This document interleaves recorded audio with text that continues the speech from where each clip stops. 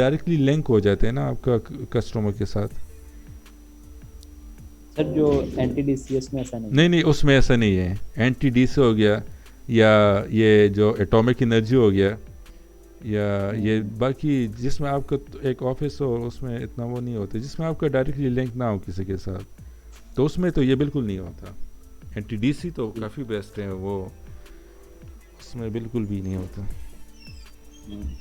Sir NTS के पास paper से help कर सकते हैं अच्छा स्कोर करने में। जी जी, पास पेपर काफ़ी हेल्प करते हैं, लेकिन उसमें इस तरह है ना कि पास पेपर आप उठा लो, लेकिन आपको थोड़ा बेसिक कंसेप्ट, अगर मैं तो कहता हूँ कि वीके मेहता और ये हांडा बुक कवर करने के बाद ही पास पेपर को उठाना चाहिए, ताकि थोड़ा सा वो हो नॉलेज। और वो सारे एमसीक्यूज यहाँ से देते हैं वीके मेहता, और उससे सर हाँ। असल में ऐसा है कि मतलब कि ये बुक मसलन कि होंडा होंडा जो है और वीके मोटर जो है नहीं हांडा नहीं, ये वीके बुक मेहता को एटलीस्ट वो कर लो। हांडा को तो काफ़ी टाइम लगेगा वो।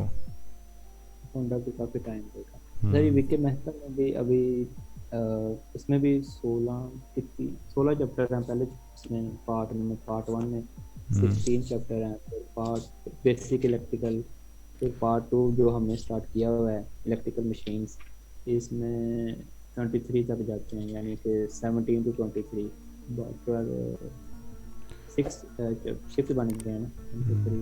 4, 5, 6, 7 चैप्टर इसके। फिर इसके बाद ये पार्ट 3 पावर सिस्टम, इसके भी 1, 2, 3, 4, 5, 6, 7, 8 चैप्टर हैं। अच्छा, बेस फिर आ जाता है इसमें इलेक्ट्रॉनिक्स। हम इस तरह कर लेंगे कि इलेक्ट्रिकल मशीन अभी 23 तक हैं, तो अभी हम 20 चैप्टर में है ना, तो 3 चैप्टर्स हमें रह गए हैं, तो हम कोशिश करें कि ये बाकी चैप्टर्स भी कंप्लीट कर ले, तो इलेक्ट्रिकल मशीन हमारा कवर हो जाएगा। उसके बाद हम देखते हैं, या तो इलेक्ट्रिकल पावर सिस्टम वो स्टार्ट कर लेंगे, या बेसिक्स से स्टार्ट ले लेंगे, क्योंकि बेसिक्स भी अक्सर आते हैं ना। बेसिक्स में वो तो इजी होता है, लेकिन फिर भी उसमें कुछ क्वेश्चन इस तरह आ जाते हैं कि बंदे को बिल्कुल समझ नहीं आता। वो उसमें रेजिस्टेंस को सीरीज़ में कनेक्ट कर लेते हैं, फिर पैरेलल में कनेक्ट कर लेते हैं, उसको कैलकुलेशन, या आप जिस तरह चाहते हो आप उसके अकॉर्डिंगली पे स्टार्ट कर लेंगे। पावर सिस्टम स्टार्ट करने, तो पावर सिस्टम में सर इस तरह होता है कि पावर सिस्टम फिर इंटरव्यू के लिए काफ़ी बेस्ट होते हैं, क्योंकि जितने भी इंटरव्यूज़ होते हैं उसमें अक्सर पावर पूछते सिस्टम। हैं रिलेस के बारे में, पूछते हैं फ्यूज़ के बारे में, पूछते हैं वो प्रैक्टिकली वो सारी चीज़ें पूछते हैं। तो ठीक है सर, जितना आपको बेहतर लगेगा या ना। I think sir electrical power system start करें, क्योंकि बेसिक्स तो फॉर एग्जांपल एमसीक्यूज आ जाए तो बेसिक्स तो आपको कुछ ना कुछ तो आता होगा। पावर सिस्टम तो कुछ ना बिल्कुल वो थोड़ा कुछ डिफरेंट है ना, तो पावर सिस्टम डिफरेंट। डिफ़िकल्ट है, तो उसको स्टार्ट कर लेंगे, उसके बाद ही फिर एंड पे हम बेसिक की तरफ आ जाएंगे इंशाल्लाह। चैप्टर को स्टार्ट कर लेते हैं। So today we will start this chapter, that is three phase induction motor. So हमारे पास हमने पहले डीसी मोटर को पढ़ा था, सही है। तो डीसी मोटर को हमने किस तरह पढ़ा था, डीसी मोटर में हमने डिस्कस किया था, हमारे पास एक ही वोल्टेज सप्लाई था, सही है। और इसी वोल्टेज सप्लाई से हम, यहाँ पे मेरे पास मोटर था और यहाँ पे फील्ड वाइंडिंग था, सही है। तो इसी वोल्टेज सप्लाई से मैं इन दोनों को सप्लाई देता था, मोटर को भी सप्लाई देता था और फील्ड वाइंडिंग को भी सप्लाई देता था, सही है।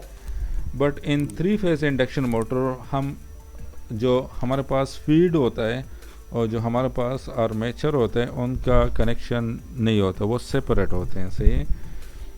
तो हमारे पास थ्री फेज इंडक्शन मोटर में क्या होता है, थ्री फेज इंडक्शन मोटर में हमारे पास एक होता है स्टेटर से, जो कि रेस्ट पोजीशन पे होता है, और एक आपका होता है रोटर, सही है, जो कि रोटेट कर रहा होता है इनसाइड स्टेटर। हम क्या करते हैं, स्टेटर को हम थ्री फेज सप्लाई दे देते हैं, सही है। अक्सर कहते हैं ना गांव में कि ये थ्री फेज मोटर है, तो थ्री फेज मोटर वो यही इंडक्शन मोटर होते हैं, सही है।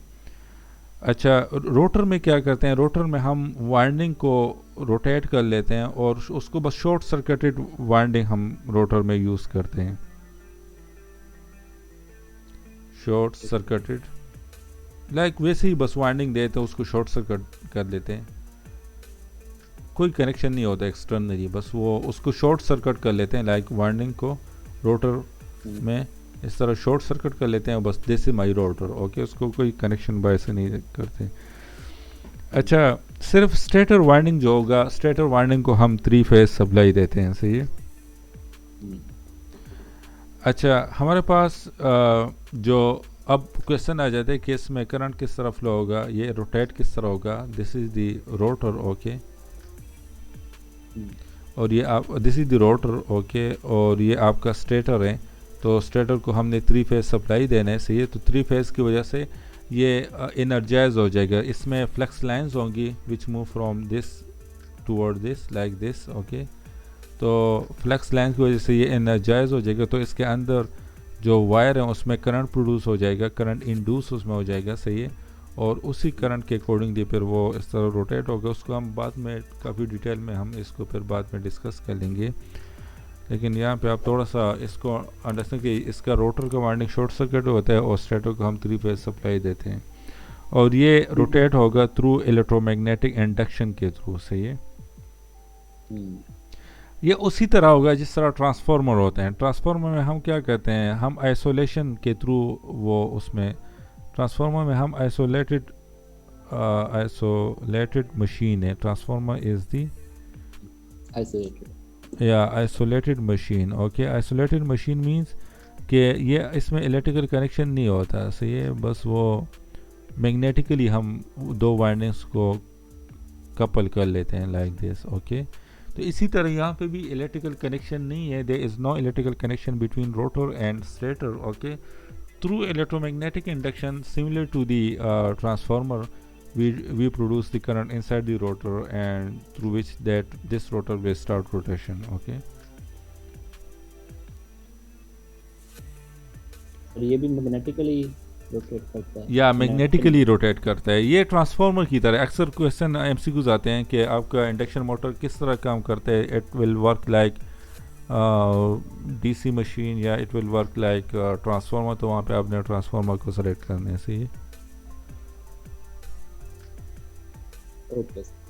लाइक इसमें फिर अक्सर क्वेश्चन इस तरह भी आ जाता है कि इसमें प्राइमरी कौन सा होगा, सेकेंडरी कौन सा होगा 3 फेज इंडक्शन मोटर में। तो आपने कहना है कि इसका रोटर जो है वो सेकेंडरी है और इसका जो स्टेटर है वो एक्ट एज ए प्राइमरी कर रहे हैं, सही है। और 3 फेज इंडक्शन मोटर हमारे पास इलेक्ट्रिकल एनर्जी जो है वो कन्वर्ट करता है मैकेनिकल एनर्जी में, because this is the motor not the generator, okay. अच्छा, इसके काफ़ी 3 फेज इंडक्शन मोटर के हमारे पास एडवांटेजेस हैं। 3 फेज इंडक्शन मोटर जो है वो सिंपल है, सही है, इतनी कम्प्लेक्सिटी नहीं है जी। इलेक्ट्रिकल एनर्जी को मैकेनिकल एनर्जी में कन्वर्ट करता है 3 phase induction motor, this is the motor, okay. अच्छा, जो 3 फेज इंडक्शन मोटर है वो आपका सिंपल कंस्ट्रक्शन है उसका, ओके, इतना वो कम्प्लेक्सिटी नहीं है इसमें। और दूसरी बात है कि ये इतना महंगा भी नहीं है, चीप है, सही है। मेंटेनेंस भी इतना उसको रिक्वायर्ड नहीं है इसमें, क्योंकि सिंपल कनेक्शंस हैं, ओके, और सिंपल लाइक कम्प्लेक्सिटी नहीं है। एफिशिएंसी इसकी हाई है, सही है, और पावर फैक्टर भी इसका अच्छा होता है, बेस्ट होता है। इतना अच्छे नहीं होते लेकिन थोड़ा बेस्ट होता है, या एफिशिएंसी हाई है इसके। अच्छा, और सेल्फ स्टार्टिंग टॉर्क भी होता है। सेल्फ स्टार्टिंग टॉर्क मींस कि जैसे ही आप स्विच ऑन कर लो तो आपको इसको रोटेट करने की, रोटर को रोटेट करने की ज़रूरत नहीं पड़ेगी, बल्कि ये खुद ही रोटेशन स्टार्ट कर लेगा, सही है। तो सेल्फ स्टार्टिंग टॉर्क इसमें होता है, that is also the plus point. अच्छा, इसके डिसएडवांटेज भी हैं।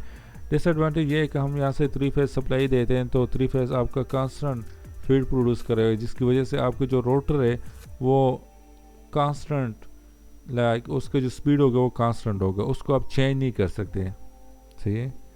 इतने इजीली आप इसको चेंज नहीं कर सकते। और दूसरी बात यह है कि इसका जो स्टार्टिंग टॉर्क है, अभी मैंने कहा कि इसका स्टार्टिंग टॉर्क होगा 3 फेज इंडक्शन मोटर का, बट इसका स्टार्टिंग टॉर्क उतना बेस्ट नहीं होता, उतना ज़्यादा नहीं होता है जितना डीसी मोटर का होता है। जिस तरह डीसी शंट मोटर का हमने पढ़ा था, सही है, कि हमारे पास जो सबसे ज़्यादा स्टार्टिंग टॉर्क किसका होता है, वो आपके डीसी। सीरीज़ मोटर का होते हैं, सही है, डीसी सीरीज़ मोटर का होता है सबसे जी या ज़्यादा जी।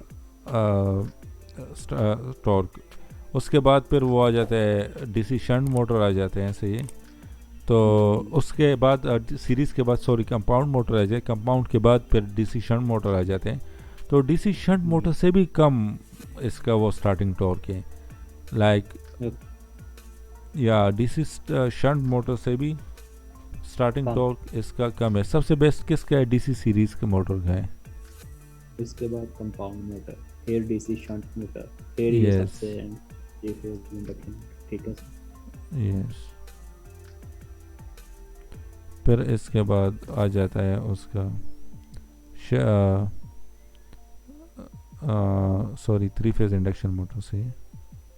जी अच्छा, इसकी कंस्ट्रक्शन को थोड़ा सा डिस्कस कर लेते हैं। जी। तो कंस्ट्रक्शन तो इसमें एक बात ये है कि ये रोटर और जो होगा स्टेटर ये सेपरेटेड होंगे एक दूसरे से। और दूसरी बात ये है कि इस with some air gap, okay. तो ये ईयर गैप कितना होगा? That's value will be from 4 millimetre mm to 4 mm तक होगा, ओके। इसके मिड में होगा, इतना ईयर गैप आप रख सकते हो। जितना कम ईयर गैप होगा तो उतना आपके लिए बेस्ट होगा, सही है। उतने लीकेज फ्लक्स इसमें कम होंगे। और भी इसके काफ़ी सारे फ़ायदे हैं। अच्छा, स्टेटर को थोड़ा सा डिस्कस कर लेते हैं, सही है। स्टेटर की कंस्ट्रक्शन को डिस्कस कर लेते हैं। स्टेटर जो होता है ये आपके स्टील से बना होता है, सही है। ओके। और ये सिलेंड्रिकल शेप में होता है, सही है। आपने देखा होगा ये कुछ इस तरह का होगा, ये कुछ इस तरह का शेप होता है। जी सर। इस तरह का होता है स्टेटर। उसके अंदर इस तरह स्लॉट्स वगैरह होते हैं। ठीक है। So this is the stator. अच्छा, ये स्टील से बना होता है, ओके। और ये सिलेंड्रिकल कोर होता है इसका। और जो ये 3 लेमिनेशन शीट्स होते हैं, ओके। बहुत सारे लेमिनेशन शीट्स को आप कंबाइन कर लो तो इस तरह के आपके पास ये पूरा कोर बनेगा इसका, सही है। तो लेमिनेशन हम ईडी करंट को, हिस्टैरिसीस लॉसेस को कम करने के लिए हम ये यूज़ करते हैं, सही है। ठीक है सर। अच्छा, इसमें नीचे की तरफ यहाँ से आप देख लो, सही है। तो यहाँ पे आपको स्लॉट्स, काफ़ी ज़्यादा स्लॉट्स मिलेंगे और सारे स्लॉट्स एक ही स्पेस होगा, like the distance here you can say the space between two slots will be same for all the other slots, okay। अच्छा, हम इसमें जब वाइंडिंग करते हैं तो हम इस तरह कर लेते हैं कि यहाँ पे एक इस तरह एक thick sheet of thick paper होते हैं, सही है। उसको हम यहाँ पे इस तरह रख लेते हैं, सही है, इस तरह। और उसके ऊपर फिर हम वाइंडिंग बिछा देते हैं लाइक दिस। उसके ऊपर पे उसके अंदर पे हम वाइंडिंग कर लेते हैं। वाइंडिंग हम उसके अंदर क्यों करते हैं? हम इसलिए अंदर उसके नीचे हम इसलिए ये हार्ड पेपर इंसर्ट करते हैं ताकि ये इंसुलेशन हो जाए, इंसुलेटेड हो जाए फ्रॉम दी बॉडी। लाइक इस वायर में जो करंट फ्लो है वो बॉडी के साथ टच ना हो, ताकि किसी को सेफ्टी पर्पज़ के लिए हम इस तरह करते हैं, सही। या तो यहाँ पे हम हार्ड पेपर यूज़ कर लेते हैं।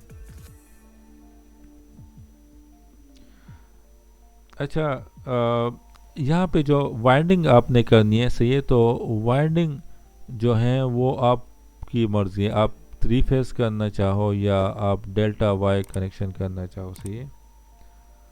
वो आपकी अपनी मर्ज़ी है। ठीक है। अच्छा, यहाँ पे पोल्स कितने होंगे, आपने कितने पोल्स बनाने हैं, सही है। तो वो आपके स्पीड पे डिपेंड करते हैं। आपने स्पीड ज़्यादा करें तो वाइंडिंग को ज़्यादा पोल्स में वो कर लो। वो नॉर्थ साउथ पोल की मैं बात कर रहा हूँ कि आपने कितने पोल्स बनाने, तो उसके वो स्पीड के अकॉर्डिंगली हम करते हैं कि हमें इतने स्पीड का मोटर चाहिए तो उसमें नंबर ऑफ़ पोल डिफरेंट होते हैं फ्रॉम द अदर स्पीड्स। सही है, तो डिफरेंट स्पीड के लिए different number of pose use करने हैं आपने। वो डिपेंड करता है और आपकी वो स्पीड पे। आपका स्पीड वो रिलेशन वही होगा ना, एफ इज इक्वल जितने टू ज़्यादा वी पोज वन। होंगे उतना कम स्पीड होगा। जी सही है, पॉजिटिव, ठीक है, यही ठीक है।